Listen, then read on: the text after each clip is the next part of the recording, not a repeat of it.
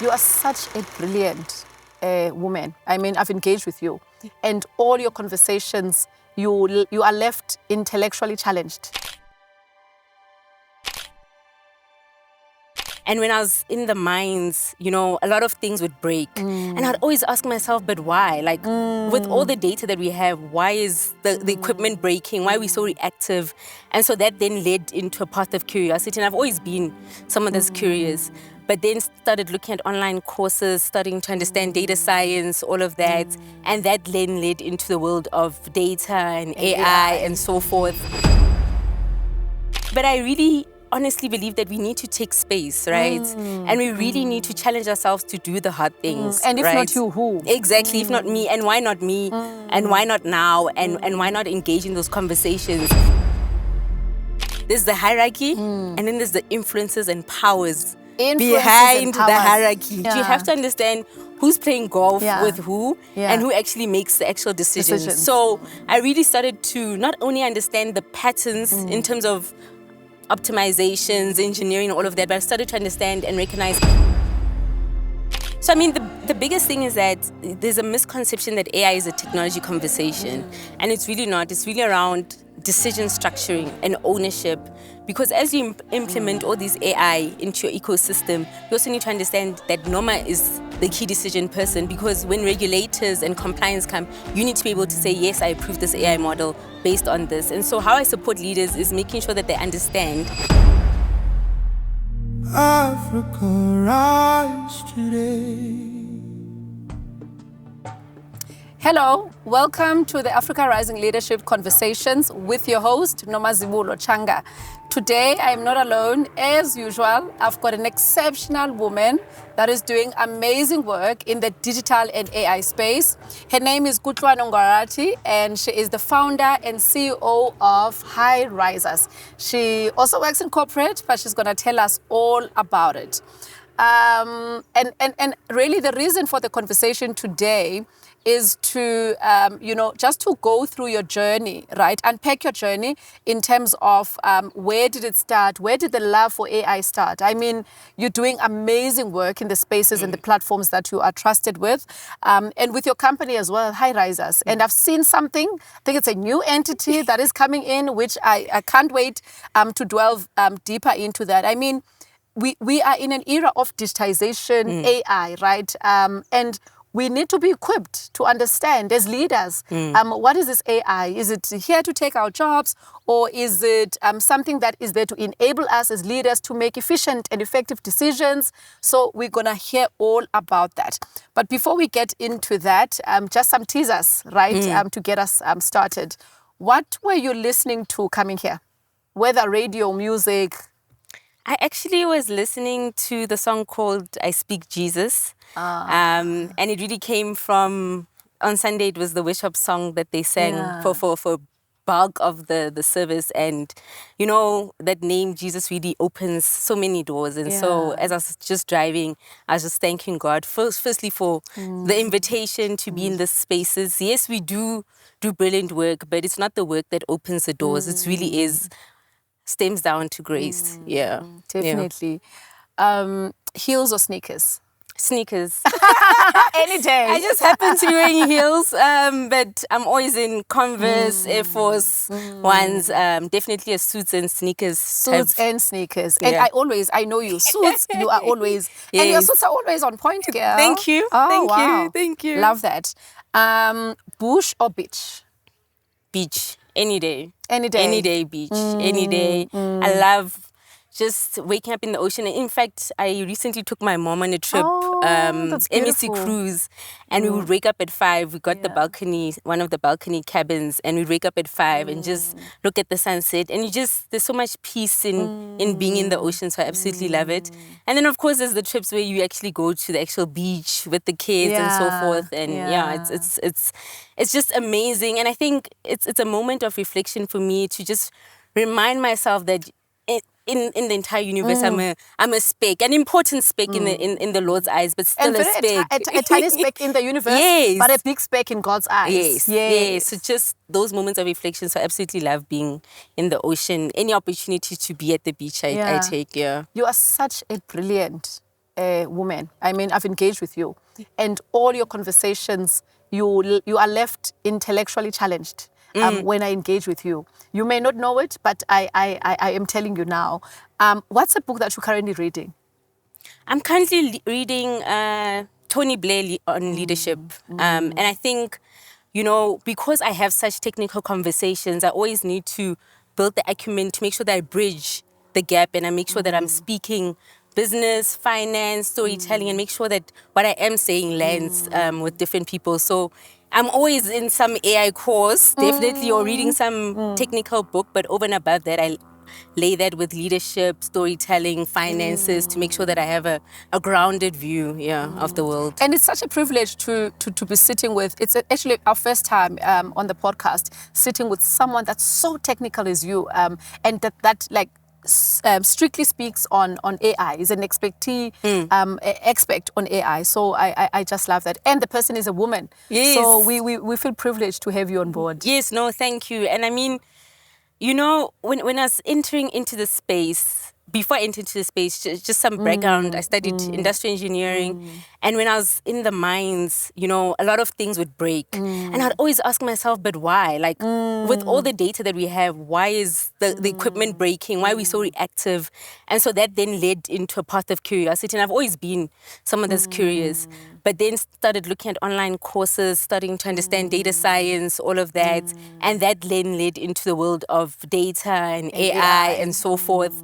And that's just been, the journey that has really, really brought me here. And so in the spaces that I find myself in, yes, I'm often, the only woman. Sometimes I'm the only black person in the black woman as well. And people say, don't you find it intimidating, unfair? But I really honestly believe that we need to take space, right? And we really need to challenge ourselves to do the hard things. And if not you, who? Exactly, if not me. And why not me? And why not now? And why not engage in those conversations?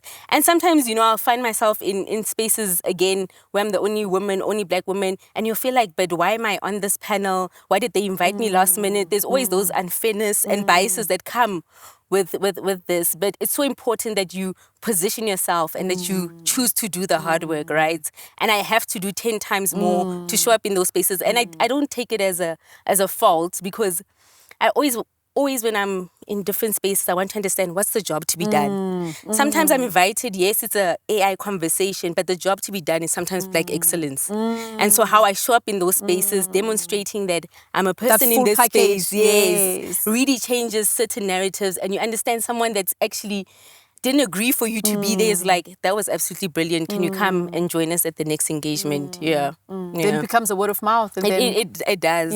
But I absolutely love the reflection of, you leave me intellectually stimulated. I love that feedback, and I'm going to take that with me in the certain conversations. Before we delve deeper into the work that you do today and the influences that you have around AI and leadership, which is something that is very important in today and moving forward, beyond 2026. Let's talk about the girl. I mean, the girl, Kutlwano. Who is Kutlwano before AI, right? Yes. And where did Kutlwano, where was Kutlwano raised, and what type of childhood influences or values impacted or influenced you? So I was born in Sebokeng. I was raised by a single mom. She later got married to my stepfather, who I absolutely love. But my parents, privilege. Absolutely big, amazing man, and he's really instilled even more values.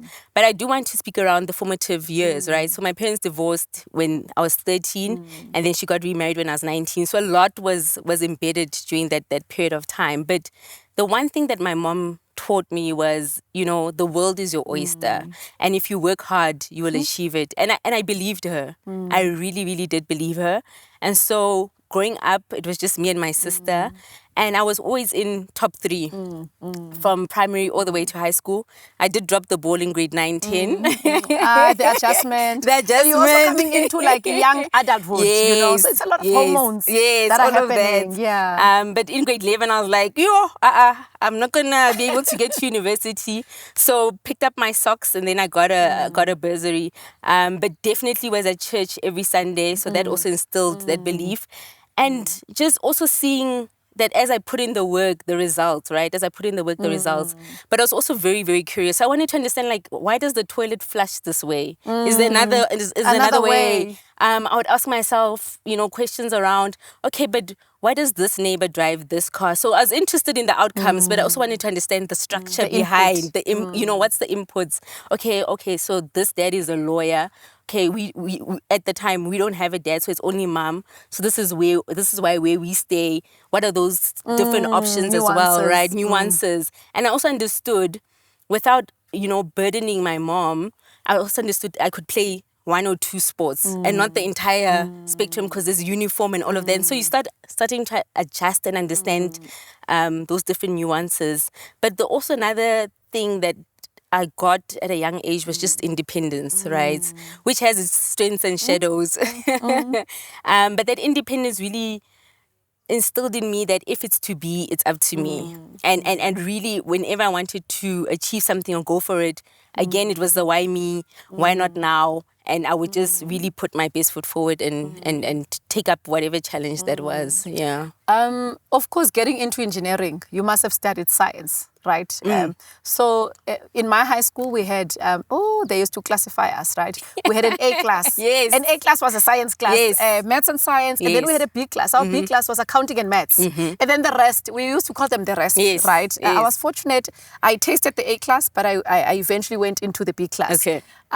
So you were in A class, right? Maths and science. What led you to choose? Because, I mean, it's so difficult. Even today, I mean, we're seeing a lot of drop when it comes to learners taking maths. You know, the uptake is just reducing year in and year out. Yes. We're not producing high-quality maths students the way we used to or the way we should. So what led you to the curiosity and following that stream?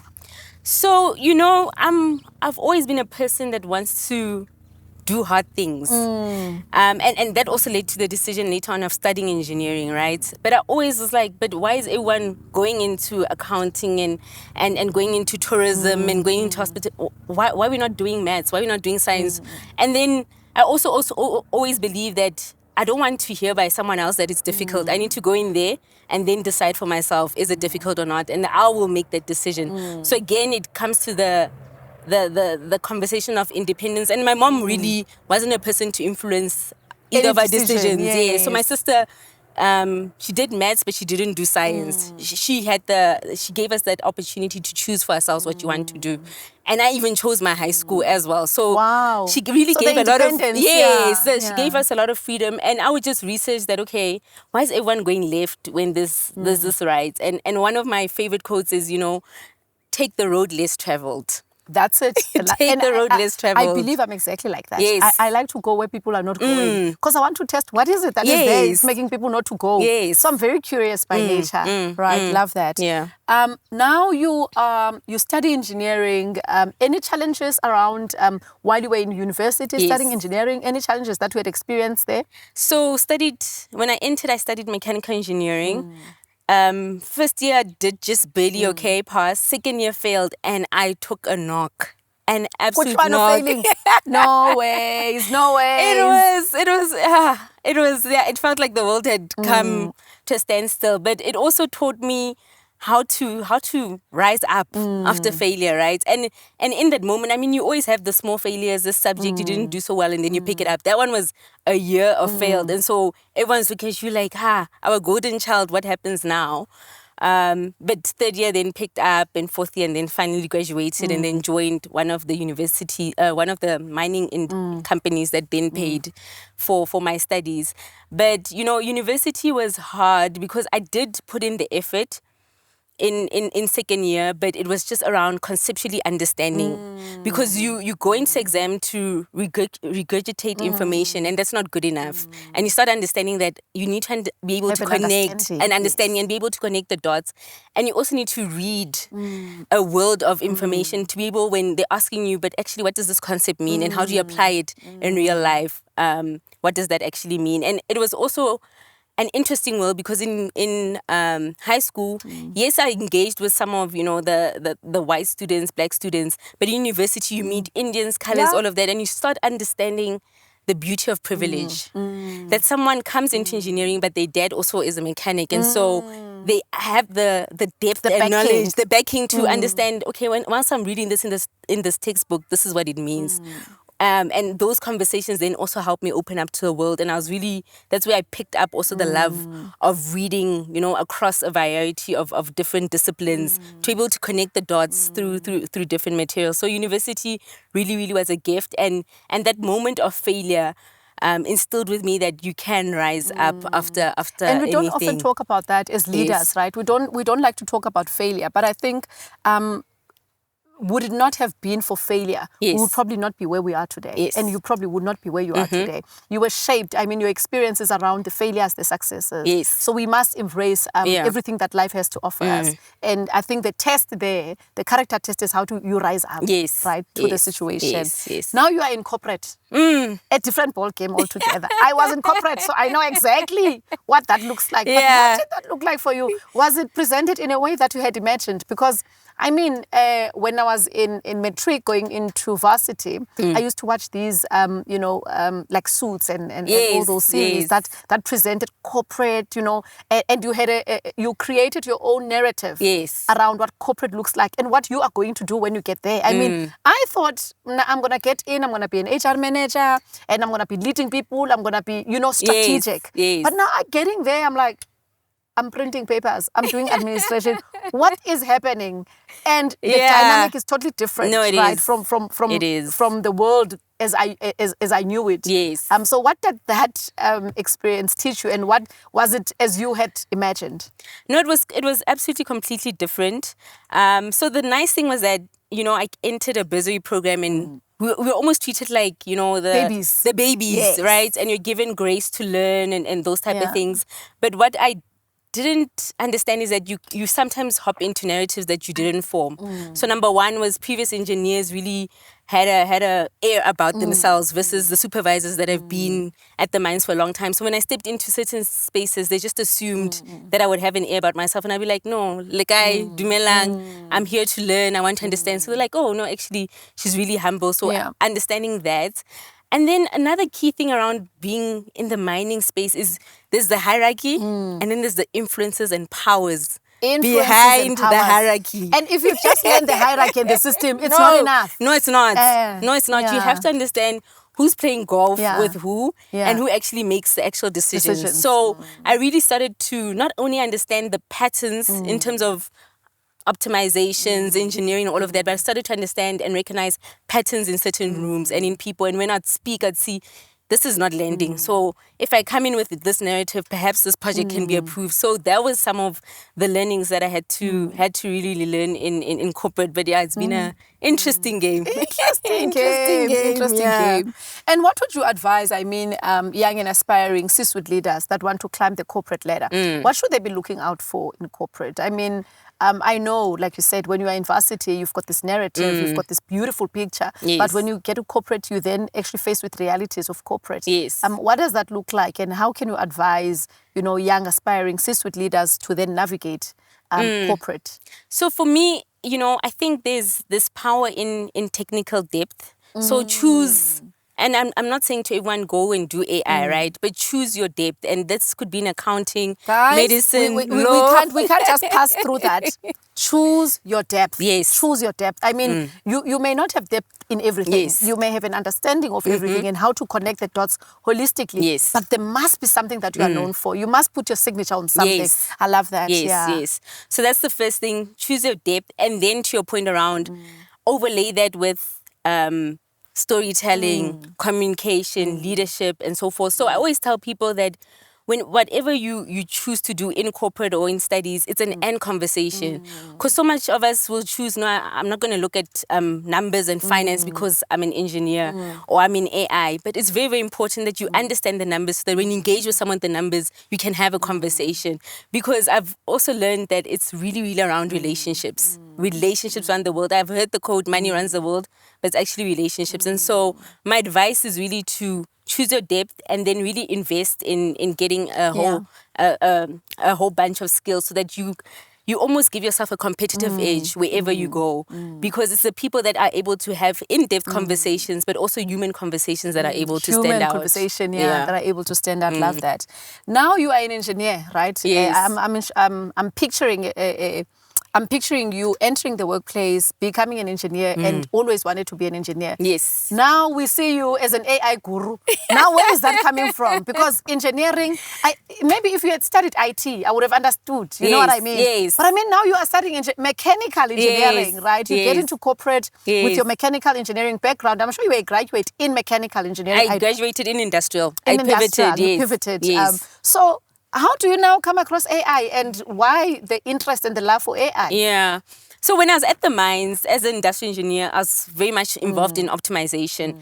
And for me, when I was speaking to supervisors, I'd be like, every time equipment fails, then we go look for the spare parts. But I'm like, this mine has been operating for 20 years. Why don't we have the data to say, in the next 7 years, it's about to fail? So it was those type of questions, and no one could give me the answer. Just be like, no, but this is how we've always been doing it. But I'm like, no, there must be a better way. There must be a better way. And so it's that curiosity that then led me to study, self-study through Coursera. Self-study. I think it's important. Yes, self-study through Coursera, Udemy. Then I started looking at data science, patterns, those type of courses. And then I bumped into an opportunity where RMB was funding people that want to go study data science. So with my manager, I was like, I'm going to go do this for a year and I'll come back. We agreed. Then when I was there, studying data science with people that are deeply technical, curious, the world just expanded. I was like, no, I'm not going back. I'm not going back. No, I'm getting deeper into this. And from there on, moved into, the financial services, moved into SAB, moved into Lombard insurance. So now and you are in an AI expert. Now I'm in data, and then as AI evolved, I moved into AI and was just really around, again, to self-study. If you look at all my qualifications, engineering is MBA, and then it's a whole suite of self-study courses. Yes. And I always say to people, yes, if you want to do computer science, you're most welcome to, but we live in a world where information is available. Yes, information is accessible. Exactly. Yes. It's absolutely that. And then your credibility speaks for itself, your work will speak for itself. It's when I engage with you that I can see, no, actually you have depth in the subject. And it can only come from a conversation. Yes, Nowhere and that's else. how, yes. And so I always encourage people that if you want to study AI, just get one of the courses. Information is absolutely in abundance, but it's really around judgment. It's around the nuances that then come, and then that's how you and I love the fact that you didn't stick to, I'm an engineer. I mean, I've worked with engineers before, right? Where, they are hardcore engineers. I'm an engineer. I don't want to be anything else. I don't like to deal with people. I don't like to deal with numbers. Yes. Give me a problem. I want to identify problems. I want to solve problems. That's I'm process driven, etc. Yes. I love the fact that you opened your world, right, to learning more about everything else that's around you, and also what connects this engineering that you are busy claiming that you are an anchor on. Yes. So I think that's a beautiful story. Now you are doing AI work, right? Yes. What is AI and what is data science? Okay. Just unpack it so that everyone, even a graduate, can understand what AI is. Because I think we've seen a lot of definitions around what AI is. And there is a lot of hype around AI. Yes. So if you were to quantify it in a most practical way, that even anyone, a layperson, can understand what you're talking about. All right. So, AI has many layers and there's a full spectrum, but I'm going to start with traditional AI. So traditional AI has actually been in existence for a really long time. And it's really around, if you get an SMS from your bank around suspicious activity, that's AI, right? When your bank decides we're either going to give you a loan or not, again, that's AI happening in the background. And the difference between that traditional AI and data science is data science looks at predictive AI. So now we're looking at, in basic terms, the weather forecast. So you're looking at previous patterns to see Monday, Tuesday, Wednesday was sunny. We predict that Friday is also going to be sunny. So that's around data science, and they use it across various industries in banking, financial services, as well as in manufacturing as well, when they're trying to determine soil quality. But then as the spectrum moves up, we also look at agentic AI. And agentic AI is where, yes, in normal AI, it's if Y happens, do X. With agentic AI is if Y happens, do X, but additional action is taken with that. And that's where now you need to look at things like human in the loop, right? Because especially when you're looking at big deals, right? Some of the banks use AI modeling in order to determine whether we're going to invest in this power plant or not. So really, really big infrastructure. And that's where you need not the system decided, but the system recommends and it advises. And then the leader is the one that decides we are going to take that decision. And then as we move on, we go into multi-agent AIs. And here again is the AI that AI makes a decision and then it actions that. And that multi-agentic AI will take the decision from this specific AI and make further informed decisions based on the data from this. So, and as you increase those different levels, you need governance, right? So when I use some of these technologies, and recently I created mentorship platform, right, for one of the leaders in South Africa. And I know exactly what you're talking about. Yes. I loved it. But you can hear the dialect that when it says Undumengani or it says Onjani, it's not there because the technology is informed by English. The African dialect still needs to be there. And that's why I always encourage people to join these AI conversations because the governance and biases really increase as the layers increase. I mean, if you go to some of the airports, when they look at the faces, because you don't have Caucasian features, you now have to follow the long queue because, a black person wasn't part of the conversations or part of the coding in those AI different streams. So AI is quite broad, but as you move through the different layers, the governance also becomes very, very important. Yeah. Love it.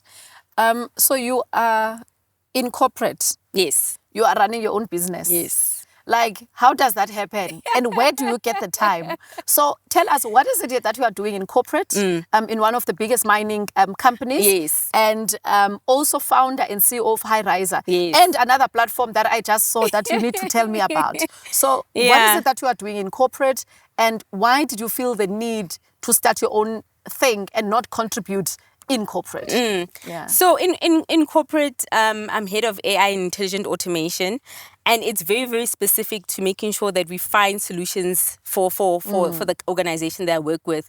But being in some of those conversations, I understood that AI is really accelerating quite quickly. And so how do I take advantage of what's happening in the ecosystem? And so with High Rises, what we do is we really work with SMEs. And we do also work with enterprises. You just have not worked with me, hey? I'm still waiting for an invite. Noma, please Noma, come. please, I'm still waiting. I've been hinting. I'm like, No, definitely will come. And so that's what Hariza does. So we work with SMEs and as well as enterprises. But with SMEs, it's quite exciting because there's less red tape, right? So you get a lot more in terms of testing, POVs, experimentation that happens in the ecosystem. And then with the corporate houses or enterprises that we work with, we're really working with some of the big names. So you're working with the Microsoft applications, and then you're trying to see how do you build agentic AI in that. So that's the two different streams. And then over and above that, also work with governments as well, sitting on the National AI Board, trying to define South Africa's national AI strategy. So that's some of the conversations that I find myself in.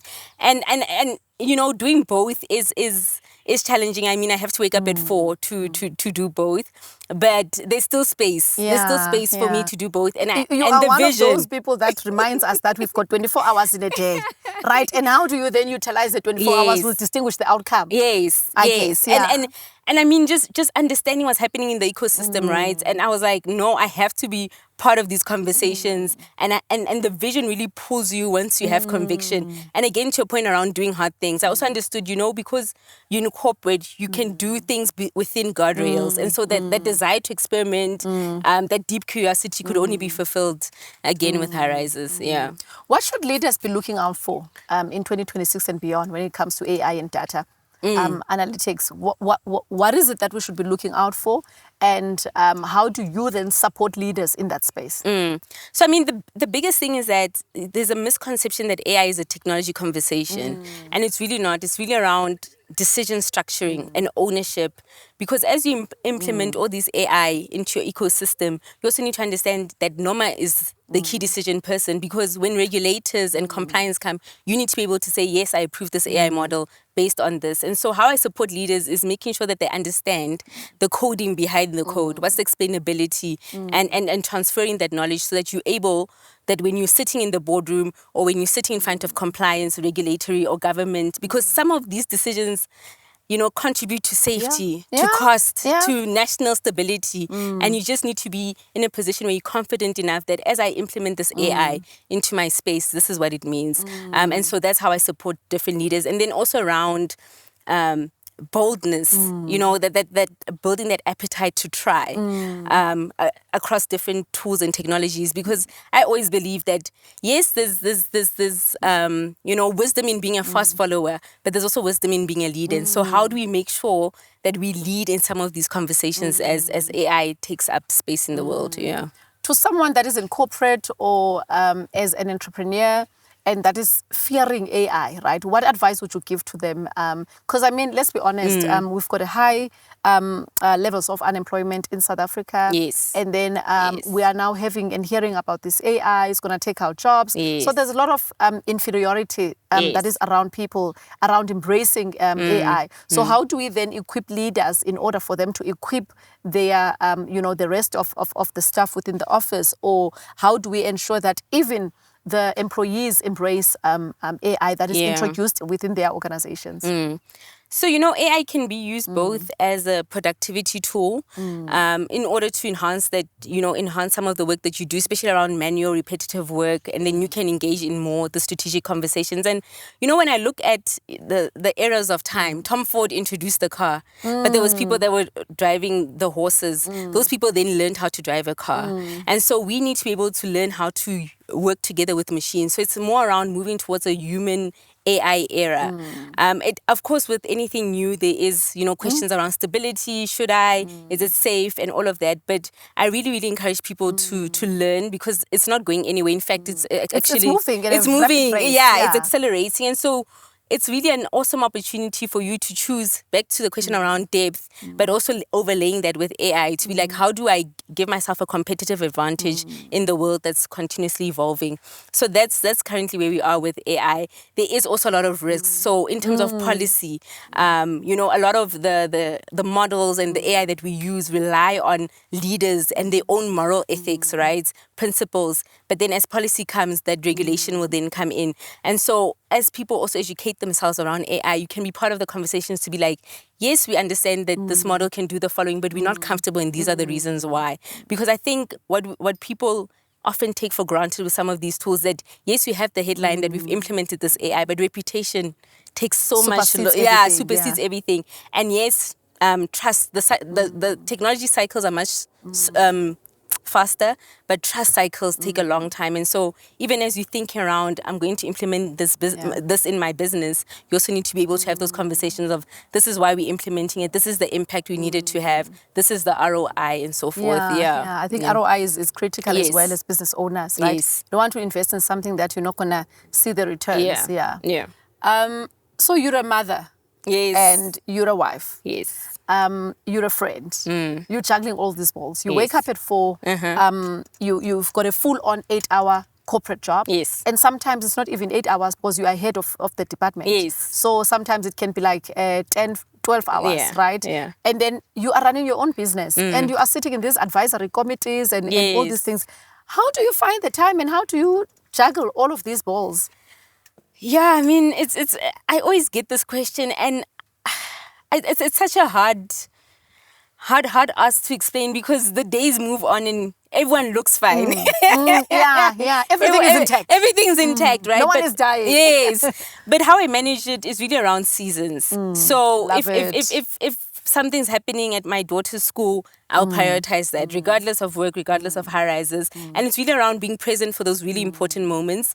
I haven't always been great at it, right? And maybe we're not going to be great at all the time. Yes. But it's really understanding. But it's also around, you know, as I say, understanding. It's also around sitting them down and explaining that this is important to me. Mommy wants to achieve the following goals. And I've had those conversations with my daughters, but I've also had those conversations with my husband. And he's fully supportive that, you know what, to your point, the world is your oyster, go for it, right? there are some moments where, because I'll be traveling, to some of the conferences and some of the engagements where I won't be home for a period of time, but I've also been intentional around creating a support structure. So I have full-time nanny, I have an au pair to make sure the kids are picked up on time, and then there's also the homeworks and all of that. But in those critical moments, I make sure I show up as a mom, as also a wife, and then showing up in the workspaces as well as in high-rises. And in high-rises, we've been able to complement what we do by working with several consultants as well. And of course, there's some engagements that we want Kutlwano Ngwarati, yes, and then I have to show up, yes. But there's also those some engagements where you're there for the initial sitting, and then your partners can continue some of that work. So it's really around balance and flow as we move through the different seasons. I think. And finding your own rhythm. I mean, the rhythm will be different from my rhythm, but it's finding your own rhythm and flow. Yeah. So tell me, before we get to, as we are closing the conversation, before we get to what's next for you, right? Yes. What's your big thing? How do you fill your own cup? I think it's important as mothers, as much as we are doing all these things. Yes. What are the things that you do to take time out and just switch off and ground yourself? And how do you do that? Yeah. So do you find time? I do find time. So I also, when I wake up early, make a minimum of 30 minutes in prayer. So it's very, very important. Also pray for some of the engagements, some of the rooms I find myself in, but also for life holistically, right? And also prayer really grounds me in, because the checks will come and so forth, but you also need to remember the source of everything. So prayer really, really grounds me. But I'm also really big on massages. So love it too. Such very a important massages. And then I also have lunches and dinners alone. It's also very important. Yes. Yeah. In as much as people don't believe I'm an introvert, I do need alone time, and I am ambivalent is what I've heard is the new term. So those are some of the moments. And then once in a while, I also take, a weekend away by myself, either at the beach, ocean, and just take some time to journal, take a moment to reflect, also just to take a moment to be like, that's the vision, how far are we? Because, in this journey, you don't celebrate the small wins, or you forget to celebrate yourself, and then you look back and say, actually, we've achieved the following. So that's really how I fill my cup. I am intentional on that, because I have also experienced a little bit of burnout where I was like, I've actually taken too much, and I show up very differently in those spaces. Yeah, as a mom, you don't want to be shouting at your kids for things that they have no context of. So I'm also very conscious that I take time out to make sure that I'm showing up as my best self. Yeah, that's very good. And what's next for you? So next, we've recently launched NK Intel, which what is that? Tell me about it. So NK Intel is our institutional advisory and capital discipline firm, and in about 2 weeks, we're going to be launching our AI governance platform. And what we'll be using that for is just going into different enterprises, spaces, SMEs, and saying, you've deployed the following models. Who's the decision owner? Who owns that full model? And just answering the risk and compliance questions that comes in this world of AI. So we're really, really excited about that. And that actually came... I'm excited for you. Yeah, it really came from, again, conversations that, okay, we've implemented this, you've given us the strategy, but who owns this? Who's the decision owner of this? How does this make sense? And then just understanding that opportunity, and through these conversations with board members, EXCO, that's when we identify the opportunity. So when I say really get into these different spaces, it's so important, because and as it's also intentional. Yes, as you step into boldness, the doors continuously open. Yeah. Wow, I am so proud of you. I'm so proud of the work that you do. Thank you. And I wish you everything of the best, all the successes in everything that you touch. Tell me, how can people get hold of you? Do you take up on mentorship or anything like that? Because I know someone watching at home probably wants to be mentored. Yes. And so how do you engage with young people around data and AI? Yeah, so High-Rises does have a mentorship platform. And we open up our applications around about September, October. So it's an 8-month program where we teach people the skills around data and AI. And it's a program where I've partnered. 8 months? Yes. Wow, that's intense. Like, that's a whole full-on course. It is a whole full-on course. And just really guides people onto this is what you should learn. And also over and above that, we have the leadership capability in that mentorship program, because it's not just a technical conversation that you need to have. It's a human conversation. It's a human conversation. And with HiRise, the beauty is that I've partnered with industry people. So I have, the CIO of certain organizations. I have founders as well in that platform. So it's not just Kutlwano taking on, and we take on about 30 to 40 women every year. Again, just going back to giving back, right? It's around once you get to the top, you send the elevator down. It's so important. And so how people can reach out to me is I'm on LinkedIn. I'm also available. Very active and insightful on LinkedIn. Yeah. I'm like, who manages? It can't be you though. You're not managing that, let's be honest. No. Okay, thank you. AI is. Yeah. What?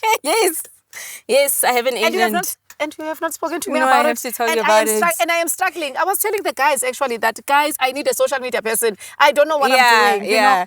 So once AI learns your voice, that this is how you write, this is the content it needs to produce. So every Saturday my AI runs, and then I'll just schedule. But I'll still review. You schedule it, you review. Reviewing is important. It's very important to make sure does this align to the brand voice where we're going, and then from there I schedule and I'll post. And I'm thinking this can and you is can hard see at the work. time. But I'm like, I'm the like, time is consistent. I'm like, the time is consistent. And I'm like, but you must be waking up every day in the morning to do this, because wow. No, that was before AI. No, now we use the technology we market. We love it. We love it so much. Yes. Thank you so much for the beautiful conversation, insightful conversation. We've learned a lot. I've learned a lot. And definitely I know that our viewers and our listeners have also learned a lot around AI, data, and just you being this exceptional woman that has broken barriers, in male-dominated environments as an engineer in the mining. So that's also like highly, highly complex, highly male-dominated power dynamics. And, putting your foot down and solidifying yourself in the space that you are in. And that's only through you having decided and being intentional about you becoming an expert in that. At least expert of one and then master of whatever. You know what I mean? So I think it's so beautiful. Thank you so much for joining us. Until next time, goodbye. Thank you, guys. Thank you. That was a beautiful conversation. Thank you. Africa, rise today. Thank you for listening and thank you for tuning in. So we are available on the podcast, Apple Podcasts or any other streaming podcast. Please do comment, subscribe on both the podcast as well as our YouTube channel, which is Africa Rising Leadership. Until we see you again next time. Thank you.